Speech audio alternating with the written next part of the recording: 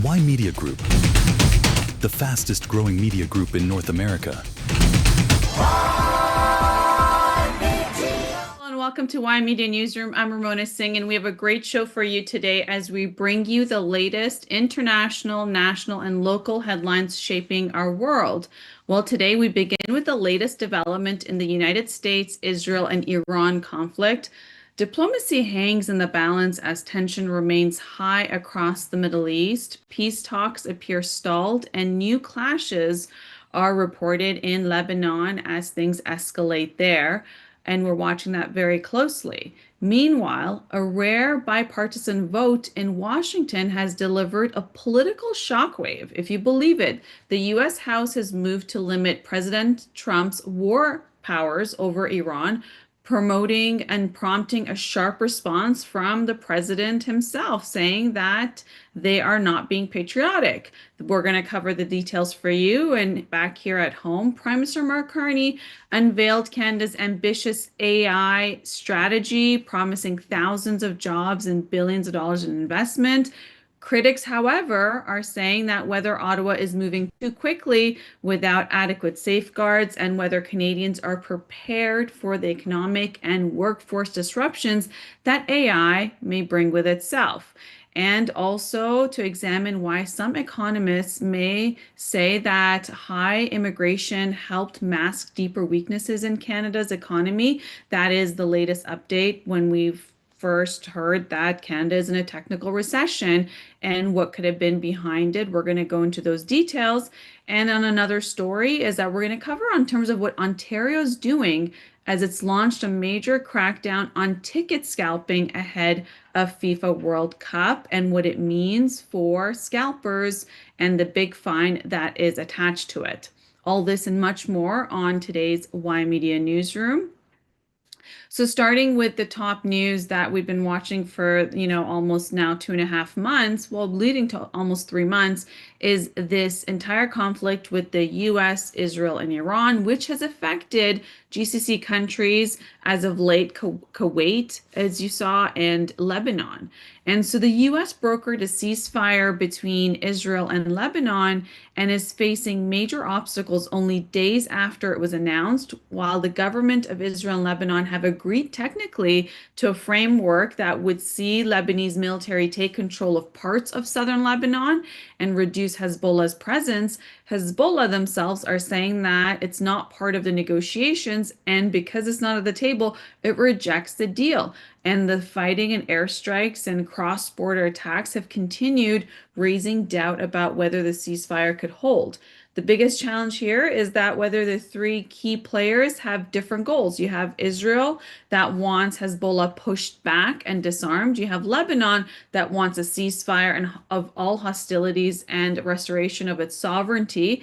And then you have Hezbollah that's insisting that it will continue resisting until Israeli forces fully withdraw from the Lebanese territory. And that is what's taking place. And so what are the exact measurements? Well, you have Israel currently controls approximately 600 square kilometers of a territory in southern Lebanon, and they're calling it a security buffer zone, but essentially it's an occupation in Lebanon. It's in Lebanon's territory. It's in southern Lebanon, so that's 600 square kilometers.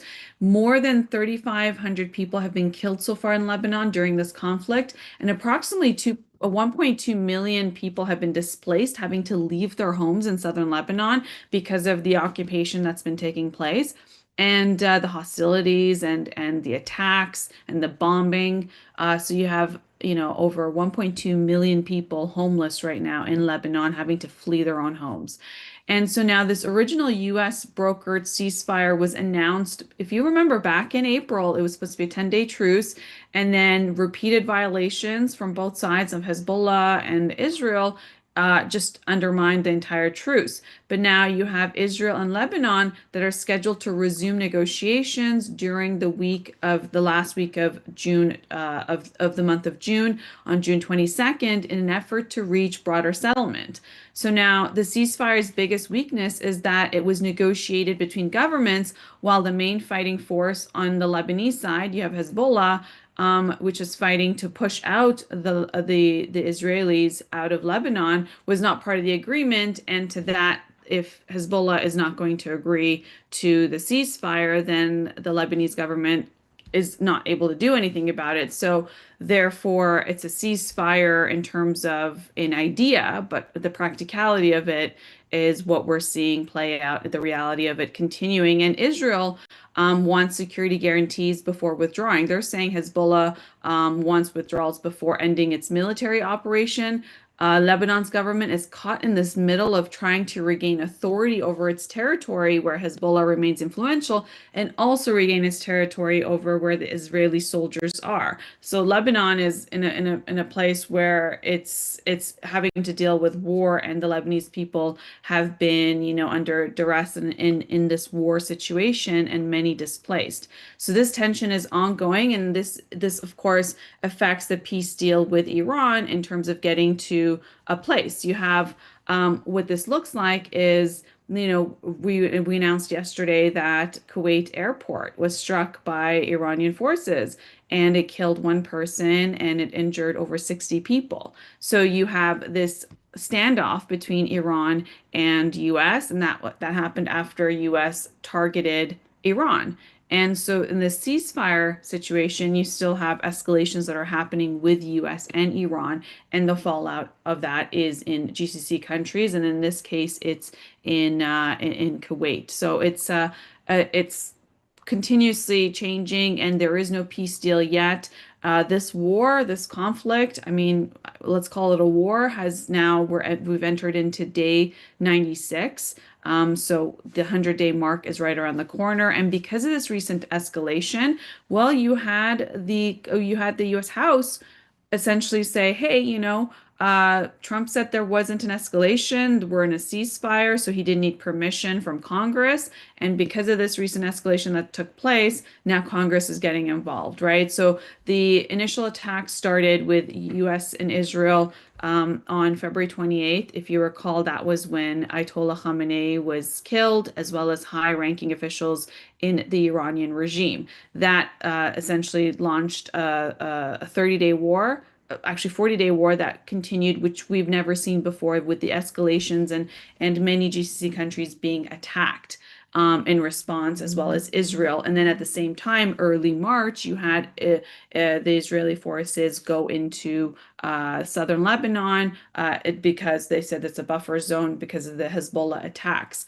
So all this is taking place. And, 2 days ago, you had US forces, conducted what CENTCOM described as a self-defense strike against Iran's targets. And therefore, you had Iran and US continue to exchange attacks despite repeated ceasefire discussions. What's at risk on top of lives lost and many millions of people displaced is the Strait of Hormuz, which is the 20% of the energy corridor of the world. And that is what people are watching. So now this shock bipartisan vote to stop Trump's abilities on this war. You had 4 Republicans who joined the Democrats in passing a House War Powers resolution. That's very significant because, so far you've had the Republicans really back their president, seeing that if you go against the president goes against you, you could potentially lose your seat and not be a politician, have to step out. We've seen that happen with many Republican politicians up to now. So for them to stand up and oppose President Trump's war powers over the conflict in Iran is very significant. To that, President Trump called them unpatriotic as a response, right? So now this big story isn't just about military exchanges of what we're hearing. It's this gap between what we're seeing, diplomacy of them constantly calling it a ceasefire, but the reality of it is a war that continues between all of these nations at the same time. And perhaps part of the challenge is that the United States is trying to do a deal with Iran, yet it entered the war with Israel. And Israel is going to do what it needs to do when it comes to their own objectives in southern Lebanon, with their own objectives of Iran and what they believe in terms of the enriched uranium Iran still has in their possessions and what would be a nuclear program and wanting to dismantle all those nuclear facility sites, right? So Israel has its own objectives. So when Israel's not at the table to have these peace deals that Iran and the United States are trying to do, then it makes it very difficult when Israel continues having its bombardments and its strikes with Hezbollah and the clashes in southern Lebanon. That gets all tied into this deal that gets staled, right? But had it been just the United States without Israel, maybe things would have been a bit different. Or if it was Israel and the United States never got involved, which the United States usually gets involved. But that is kind of where it all differs, right? Where you can't really have all the same people at the table, and therefore everyone is reaching out to their own objectives. Like in the case of you have Lebanon and Israel saying, yeah, we're gonna have a ceasefire. Hezbollah saying we're not at the table and we disagree. And this is what we're seeing take over consistently when it comes to this conflict with Iran. Now, moving on to domestic policy, we have Prime Minister Mark Carney, who unveiled Canada's longest awaited national AI strategy, positioning AI as what he called a cornerstone of economic growth, productivity, and job creations. He said that this AI strategy in Canada will create thousands of jobs, invest in Canadian AI companies, what it would be in terms of expanding digital infrastructure and provide AI training for workers. This is part of a strategy where he said that, by 2031, he's saying that, there will be many jobs created when it comes to the Canadian workforce, creating up to 90,000 AI-related jobs, work opportunities for young Canadians, support creating up to 250,000 new jobs through AI adoption, and saying that it's going to boost Canada's business adoption of AI from 12% today to more than 50% by 2030. So very, big marks. 2030 is where, and he said he's going to also increase the GDP spending for, becoming a NATO member and defense from 2% to 4%. So this 2030 mark, having, this boost from AI when it comes to the workforce, but it also means more spending going towards defense, which he is committing to. So lots of new things. There's many numbers that they've put out from the AI minister, as well as, making all these rounds of announcements, Evan Solomon for the past few weeks. If we calculate it, we're looking at over $2.5 billion of investment based on, $700 million here, $300 million there. There's a lot of investments we're looking at that the government's doing with tax dollars. And for that, they're saying that that's supposed to, create jobs and to make sure Canada's competitive. And when it comes to the global AI spending, it's expected to exceed $1 trillion annually within the next decade through, according to industry forecasts. So Canada wants to be a part of all of that. So for years, um, the thing is, Canada's challenge has never been whether it's about AI, because Canada's been a big part of being part of inventing AI, right? It's just Canada's issue has been how Canada would monetize on AI, right? So you have Canadian universities that produced groundbreaking AI research, yet many of the economic benefits flowed to foreign technology giants in the United States or in China or elsewhere. So you have Prime Minister Mark Carney saying, here's a strategy to essentially, bet that Canada can finally capture more of the value created through innovation, keep some of those, inventors, early people who have contributed to AI to stay in Canada to produce Canadian jobs. So this opportunity is enormous, of course, and Canada's economy has struggled with weak productivity growth for nearly 2 decades now. And if AI can help businesses produce more of the same workforce, it could become one of the most important economic reforms of this generation. But then there's always the question of how many job losses will it also have? And can it train people who experience job losses because of AI efficiencies and investments for them to be retrained and to go to have jobs? So that's all part of what we're talking about. We did a really great roundtable earlier today with Group Editor Yudvirji, and then we have Imran, who's actually, she has her master's in AI, and we did a nice roundtable talking about what does it mean. So, definitely look into that as well. But what I want to do is I want to take a look at, AI and what does it mean when it comes to the environment, when it comes to health and safety of human beings, right? So when you look at the energy consumptions, AI requires enormous computing powers, right? A large AI data center can consume as much electricity as a small city, right? And there's this mass speed towards having data centers, and you have Alberta who's saying we're going to have data centers. You have Ontario who's vying for it. You have Quebec and all of the same. So when it comes to what does it take to have AI data centers and what is the environmental implications? Because, there's going to be increased demand for electricity. We had Prime Minister Mark Carney talk about doubling the electrical grid, by 50% in a short period of time. But then you have all of that. So you have more fossil fuel generation if renewable energy is unavailable. You have higher greenhouse gas emissions. You have pressure on the electrical grid. And when it comes to the human health impact, you got to take a look at indirectly, what is that impact, right? Is there going to be air pollution from natural gas or coal power plants? Is there going to be an issue for Canadians having an increase rates of being exposed to that? And for the last little while, we were told don't take your phone into next to your bed, right? Because it emits and you need to stay away from it. So leave it outside of your room. Or they say, don't take a look at the screen on your phone because, the lights will, throw off your entire rhythm. And so we've had all sorts of warnings, right? Don't use a microwave, or don't use this. This is unsafe. That's unsafe. So my question really is, maybe some of them are not true. Maybe some of them have some truth to it. But what does it mean to live around an AI center? Will that have an impact on the health of the community? And then you got to look at, what does it really take to run a data center, right? So data centers generate enormous heat. So water usage is very significant. Why? Because of cooling servers, cooling towers, air conditioning systems, so things don't overheat. So a large AI center can use millions of liters of water per day. So what does that mean in terms of environmental impact? The depletion on local water supplies, when it comes to competing for agriculture and residential use, and the stress on drought-prone regions that other parts of the world experience.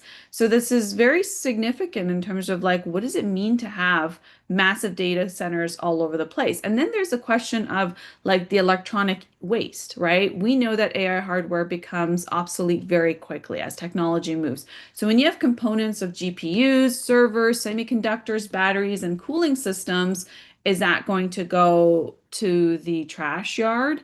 And when it comes to environmental impact, what does that mean for toxic waste disposal of those components? And then there's a critical thing of mining rare earth minerals to be able to support it, right? You have heavy metals entering the soil and water. That could be exposure to lead, mercury, arsenic. So these are significant things of how would that impact the human health. And when it comes to actual natural resources that you need to mine for AI hardware, you do need lithium, you do need cobalt, you need nickel, you need copper and rare earth elements to be able to, be able to supply this AI revolution of data centers. So it's a lot of things to take into consideration and beware of if there is an AI data center coming, to a place near where you live, as we've seen a lot of protests take place with communities that don't want these AI centers to come near them. So this is of high concern, and there's the balance of, AI itself is not inherently harmful to human health, right? But when you take a look at what it means in terms of what the infrastructure requires to power it with electricity generators, water consumption, mining, e-waste, air pollution, noise, land use, you have to take into consideration what that means for communities that have to live near an AI center. And so that's all part of the discussion, aside from all the investments that we're looking at for Prime Minister Mark Carney. Now, another things that you see, that's an image. We had Shubi, who was there in person, and he asked a few questions. But what I do want to take you to is that Prime Minister Mark Carney also met with Barbados, the Prime Minister of Barbados, as well as the Prime Minister of Grenada today, to talk about diplomatic and travel updates. There is, a lot of cooperation that Canada has with the Caribbean countries when it comes to Grenada. Prime Minister Dixon Mitchell traveled to Canada for an official visit, and this is going to be part of high-level bilateral discussions with the Prime Minister. And the Prime Minister of Barbados, Mia Mottley, also visiting Prime Minister today for a working lunch on discussing bilateral relations. We have images and videos. We had our Ymedia people there, to see this visitation from the prime ministers in the Caribbean countries. But, just to be able to highlight what this means, right? Canada has worked very closely in bilateral relations with Canada and CARICOM, which is a strategic partnership and trade expansion between Canada and the Europe and the Caribbean countries. And part of that is Prime Minister Mark Carney has previously emphasized partnering with Barbados and Caribbean delegations to bring lasting security and stability in the region when it comes to Haiti and regional issues. For Barbados, what's significant there is that there's been a relationship, an established diplomatic relationship between Canada and Barbados for about 60 years. It dates back to 1966. Since Barbados' independence, and more than 31,000 Barbadian Canadians live in Canada. You have this is very significant because in 2023, Canadian exports to Barbados totaled $47.2 million, while imports from Barbados reached $23.3 million. So this is a close relationship that we have with our Caribbean partners. But on another thing, today, when Prime Minister Mark Carney unveiled his AI strategy, we had our host Shubi there in person, and he was, there asking questions from the Prime Minister, and more specifically when it comes to Bill C9, which is officially known as Combating Hate Act, proposed by, the Parliament, designed to amend criminal code to address the rise in hate-motivated crimes and propaganda. Well, to that, there's several key changes that has been proposed, which is creating new offenses, making it a crime to intentionally intimidate or obstruct people from accessing places of worship, schools, daycare centers, and senior residence and community centers.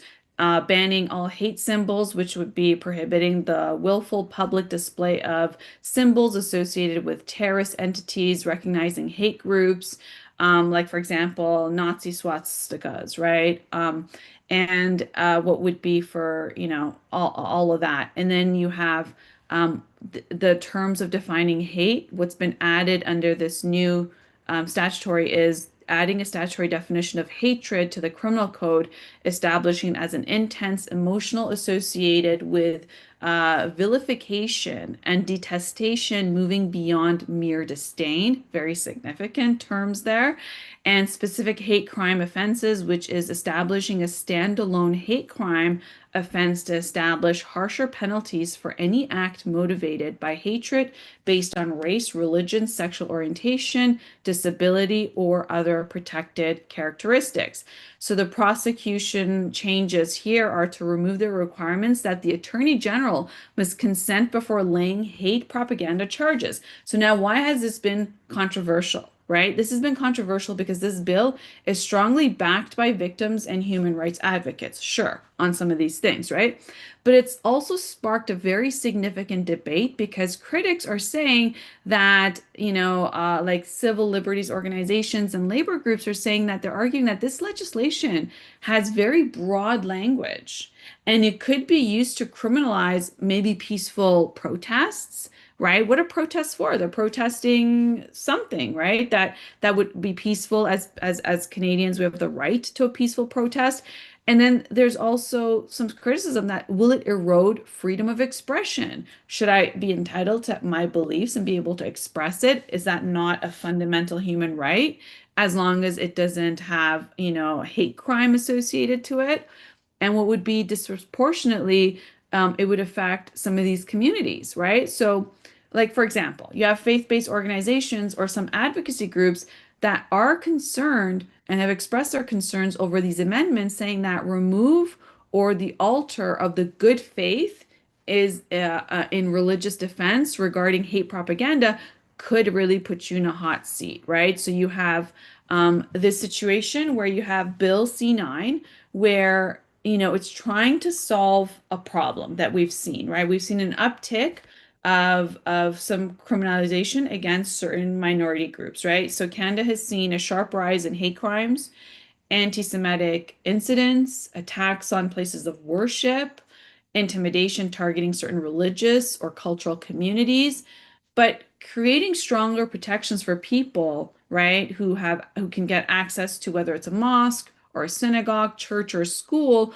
or community center is difficult to oppose. I mean, we want people to be able to go and pray where they need to be, right, with their community. But the creation of a standalone hate crime offense and having these kind of a generalized terms, definitions around hatred may also give police and court tools to deal with what could be, hate motivated crime.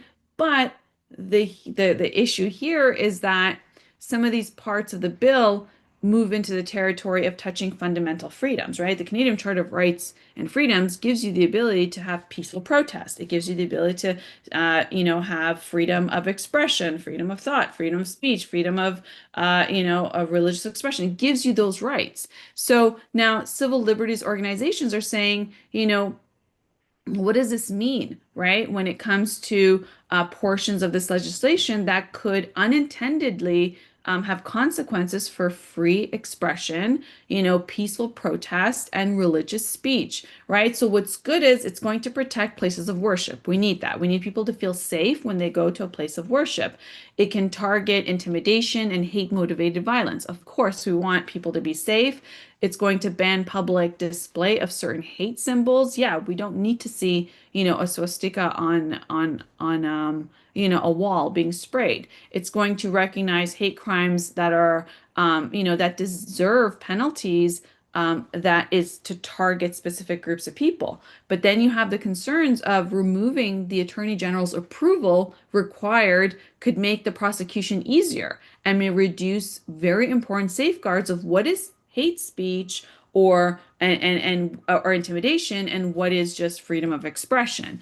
The removal of the good faith religious defense has raised concerns among some religious groups that they say that this legitimizes religious beliefs that could become subject to complaints or legal scrutiny here in Canada.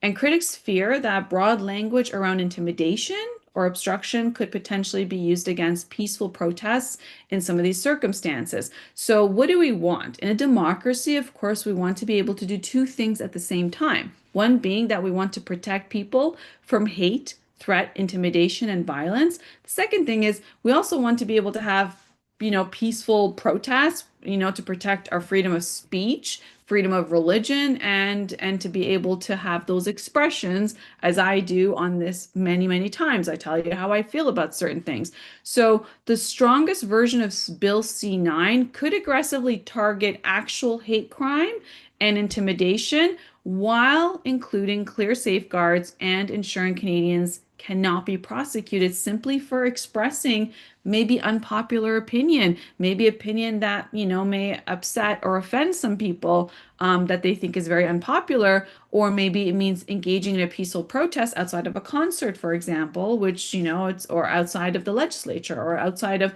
places where they oppose, what is taking place, or to be able to discuss religious beliefs in good faith. So these are all really important parts of what's taking place right now. And we have the clips of our co-hosts should be, on the ground asking the Prime Minister some of these questions, which we've covered for you, and you'll be able to see that on our social medias. We're going to take a quick break, and we'll be right back.